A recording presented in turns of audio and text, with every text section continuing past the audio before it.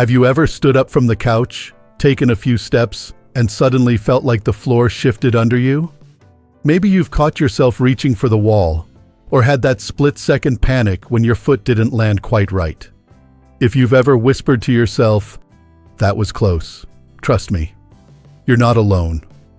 It's something most of us don't talk about, but we all feel it eventually. That subtle wobble, the moment of hesitation before stepping off a curb, the quiet fear that our legs might not be as reliable as they used to be. And here's the thing. It doesn't mean you're weak or that you're aging wrong. It means your body is trying to tell you something important. You see, as we get older, especially after 60, our bodies start to change in ways we don't always notice right away. Not just the obvious wrinkles or gray hairs. I'm talking about the little things. Muscles that don't bounce back as fast, eyes that take longer to adjust in low light, feet that feel different in the same shoes we've worn for years. And slowly, silently, we begin to lose our sense of balance. Now, you might be thinking, okay, so I stumble now and then. What's the big deal? Well, here's the truth no one likes to say out loud. Falls are the leading cause of injury for older adults, especially women. And one bad fall can take away your independence faster than almost anything else. But the good news? So much of it is preventable. It doesn't take a gym membership or expensive equipment, just awareness and a few simple changes. Today, I want to walk with you, gently and honestly, through 6 mistakes many of us make every day that can slowly chip away at our balance. Mistakes that might seem harmless at first, but can have big consequences down the line. And I promise you, every single one of them is fixable. In fact, the first one might be sitting on your feet right now. Let's talk about shoes. Now I know this might sound silly. Shoes? Really? But hear me out. The shoes you wear, even inside the house, play a bigger role in your balance than you might imagine. Many women over 60 still wear the same style of footwear they've loved for years. Maybe it's those dainty ballet flats you slip on when running errands, or the soft, cozy slippers you shuffle around in at home. I get it. They're easy. They're familiar. They make us feel light on our feet. But the truth is, as our feet age, those shoes become traps waiting to trip us up. You see, our arches start to flatten. The fat pads that once cushioned our heels thin out. Our joints aren't as forgiving.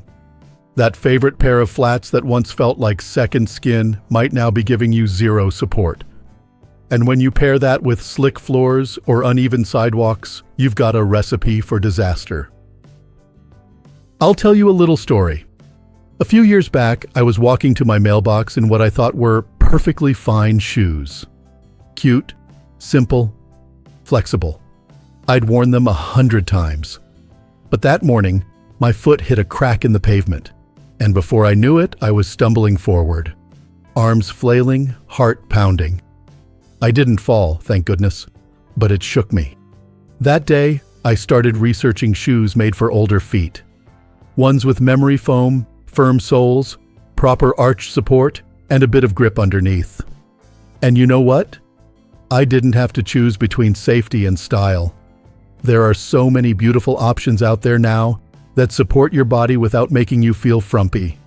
Even inside your home, be mindful. Those slip-on slippers with the fuzzy bottoms, they may feel soft, but they slide on tile and catch on rugs. You need footwear that holds your foot firmly and grips the floor, even when you're just grabbing a glass of water in the kitchen. Think of your shoes as your foundation. If they're weak or unstable, everything above them is at risk. With the right pair, you'll not only feel steadier, you'll carry yourself taller. And that, my friend, is a beautiful feeling. Now, while shoes are the base, they're only part of the picture. Let's shift our focus a little higher, to your muscles.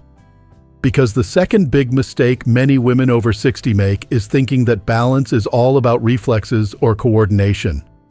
It's not. Balance is strength. When I turned 65, I told myself, I walk every day. I clean the house.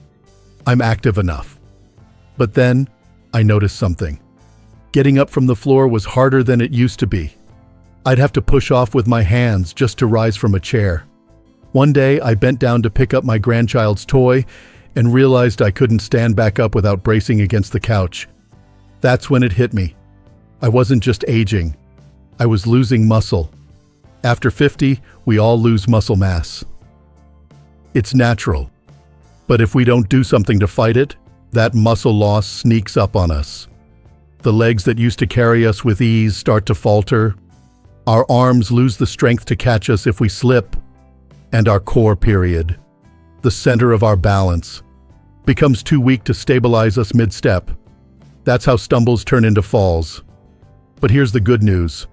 Strength can be rebuilt at any age. I didn't join a fancy gym or hire a trainer. I simply started with what I had: a pair of light hand weights and a sturdy kitchen chair. I'd do gentle squats while brushing my teeth. I used resistance bands while watching TV. Even wall push-ups became part of my morning routine. No pressure, no timers, just little steps, repeated consistently. And slowly, I began to notice changes. I stood up taller. I stopped needing to lean on furniture as much. I walked my dog with more confidence, even on uneven ground. The most beautiful part? My fear started to fade. I didn't feel so fragile anymore. I felt capable, and that's what I want for you too. Not to feel like you have to fight age, but to work with it. To treat your body like a friend that needs a little extra support and attention. Because when you start to build that strength back, even in small doses, it doesn't just affect your balance. It affects your spirit.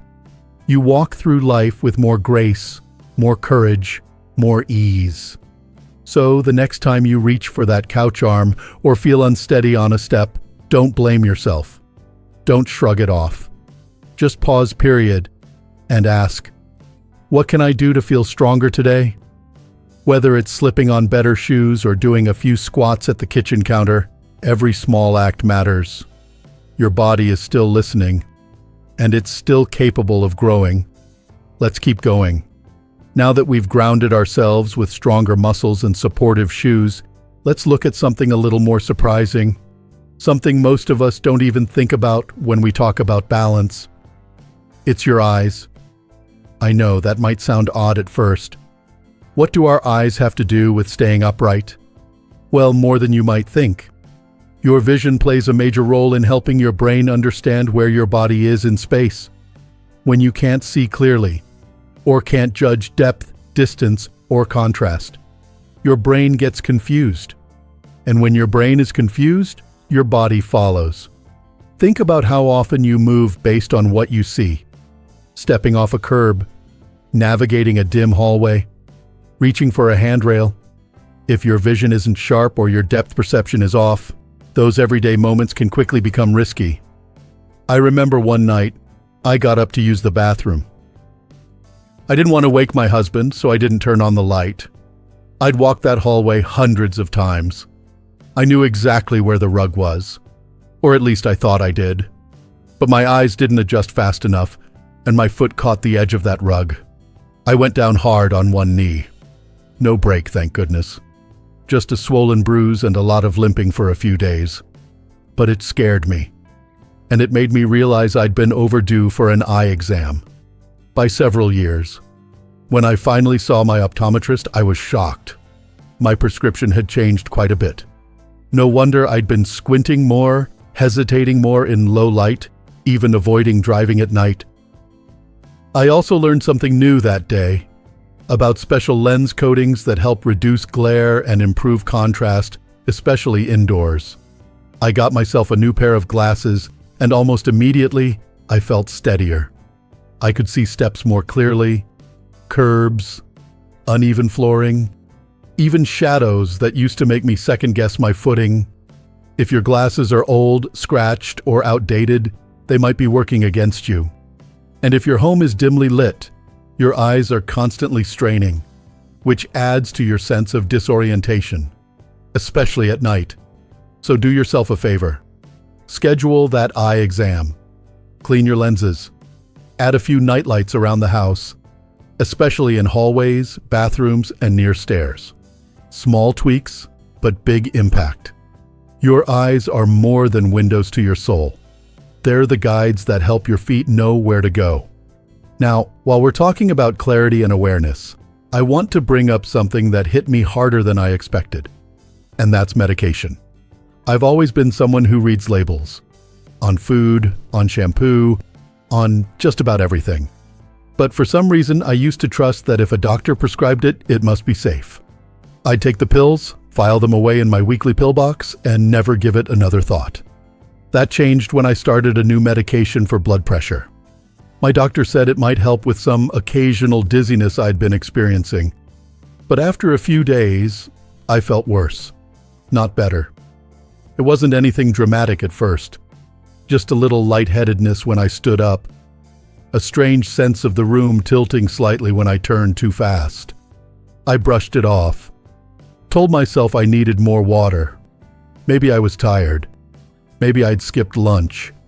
But the fog didn't lift.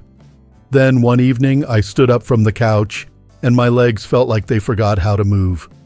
I stumbled forward into the coffee table. Caught myself just in time, but barely. That's when I finally picked up the box and read the fine print. May cause dizziness, disorientation, or loss of balance. There it was, in black and white. I went back to my doctor and explained everything. He adjusted the dosage, and just like that, the fog started to clear. The dizziness faded. I felt like myself again. What I've learned since then is this. As we age, our bodies process medications differently. What was once a perfect dose at 50 can be too strong, or too fast-acting at 70. And when we're on multiple prescriptions, which so many of us are, those medications can interact in ways we don't expect. The result?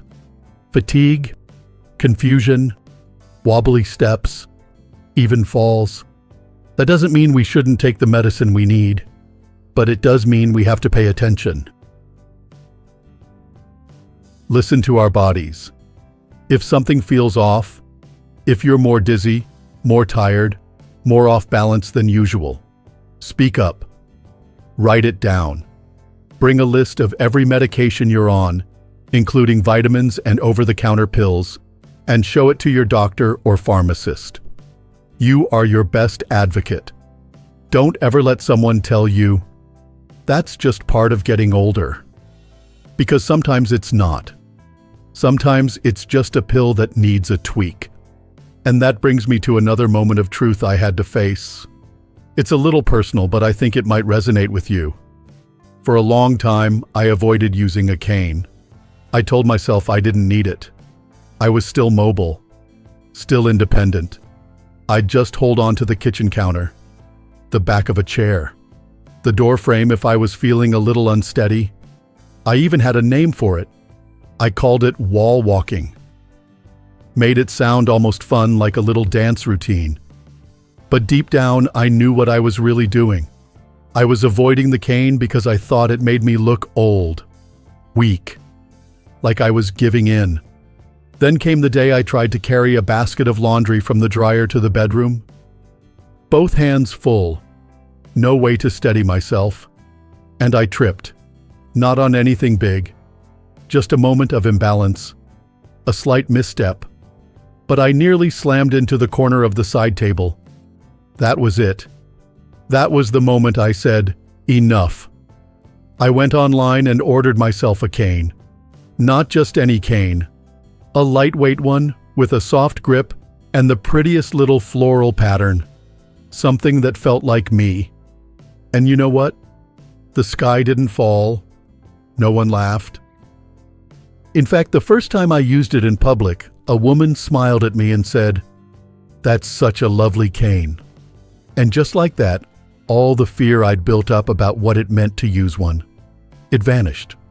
I felt more secure, more in control. I wasn't reaching for walls anymore. I was walking with intention, with confidence. using a cane or a walker isn't giving up. It's being smart. It's protecting the body you've spent your whole life living in. And let me tell you, there is nothing braver than choosing safety over pride. You don't have to wait for a fall to make that choice. You can make it now. And hold your head high while doing it. I still remember the first time I tried standing on one foot for more than a few seconds. It was during a gentle movement class at the local senior center. I thought, this'll be easy. I've been walking for over 70 years. But to my surprise, I wobbled almost immediately. My ankle trembled, my other foot hovered awkwardly above the ground, and within seconds I had to place it down to catch myself. That's when the instructor, a wonderfully sharp woman in her 70s, said something that stuck with me. Balance is not a gift we're given. It's a skill we practice. And just like any skill, if you don't use it, you lose it. I'd never thought about it that way. I always assumed balance was just something you either had or didn't. But she was right.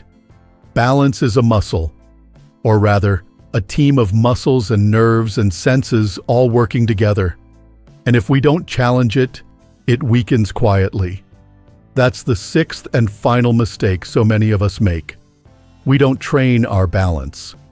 It's easy to overlook, because balance doesn't scream for our attention like sore knees or stiff shoulders. But it's the quiet foundation beneath every step, every turn, every bend. And the moment it falters, everything else follows. So I started small. At the kitchen sink, while waiting for the kettle to boil, I'd try standing on one foot. Just 10 seconds. Then 20. I'd shift my weight slowly from side to side while brushing my teeth. I began walking heel to toe across the room like I was on an invisible tightrope. It felt silly at first, like a child playing a game. But within 2 weeks, I noticed a difference. Suddenly, getting out of bed didn't make me feel unsteady. I could step off a curb without hesitating. I even found myself dancing a little again, just in the kitchen, but still. My ankles felt stronger. My steps felt lighter. And most importantly, my confidence returned. What I love about balance exercises is that they don't require anything fancy. You don't need a gym or a trainer or even equipment. Just a few minutes a day, a little open space, and a willingness to be present in your body. And if you're not sure where to start, there are so many wonderful videos online. Gentle, low-impact routines designed just for us. Many local senior centers offer free classes too, often led by instructors who understand what our bodies need. The beauty of balance is that it can be rebuilt at any age. 70s, 80s, 90s. It's never too late. Our bodies are more adaptable than we give them credit for. We just have to give them the chance. So, let's take a breath together. We've talked about shoes, strength, vision, medications, mobility tools, and movement. And through it all, the message is simple. Balance is not something we lose all at once. It fades quietly, piece by piece. But with a little care and awareness, we can bring it back. We can strengthen it. We can protect it. You don't need to overhaul your life. You don't need to be perfect. You just need to start paying attention. Ask yourself, what small thing can I change today? Maybe it's switching out those slippery slippers. Maybe it's calling your eye doctor. Maybe it's just standing tall for a few seconds while brushing your teeth. Each choice you make for your balance is really a choice for your freedom, your independence, your joy. I know how easy it is to ignore the signs, the stumbles, the hesitation, the fear of falling. But ignoring them doesn't make them go away. Listening to them, that's where your power lives. And the truth is, you deserve to feel steady. You deserve to walk through your days with confidence, not caution. If you've ever had a close call, if you've ever caught yourself reaching out in fear, know that you are not alone. And know that there's so much you can do, starting right now. You've made it this far in life with wisdom, grace, and strength. Don't let a quiet danger like poor balance take any of that away from you.